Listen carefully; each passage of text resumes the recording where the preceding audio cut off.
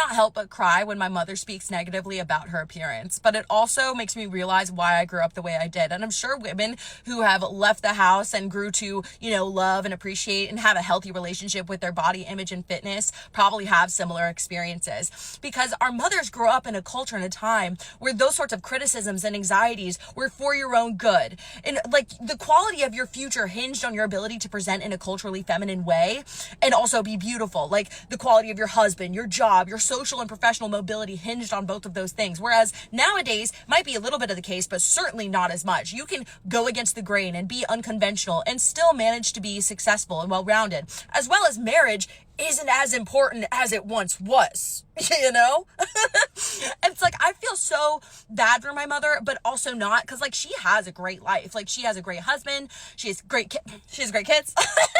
She has a whole bunch of hobbies. She knits. She has a club. She does beekeeping. She has a therapy group and all of these things. But as far as like the way women see their appearance, and as far as generally anybody seeing their appearance and acknowledging that you see someone beautiful looking back at you, I feel like that has value and importance. And it's like, it hurts my heart that when I tell my mother, you're so pretty, you're so beautiful, I look in her eyes and I don't see an ounce of belief. Like, I wish you saw what I saw, you believed what I believe. Because like when I hear my mom like having a little bit of anxiety sometimes about like her getting old, I'm like, Mom! Or it's like she has a cellulite on her legs. I'm like, yeah! And it's like, I know where I got these from. Like, that's where it came from. And it's like, obviously now that I've grown up, like I've sort of untrained those things from me, and it hurts my heart how those things still haunt my mother. And I'm sure so many people have mothers like this, and you just want to like grab them and be like, stop!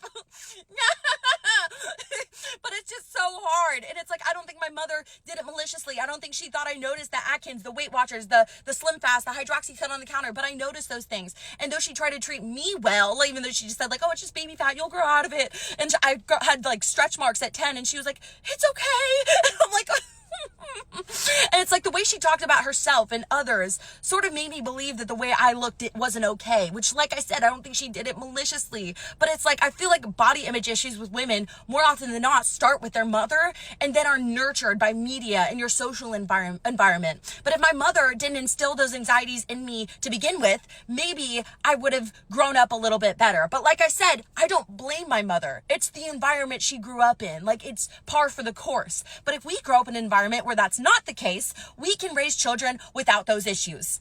The end.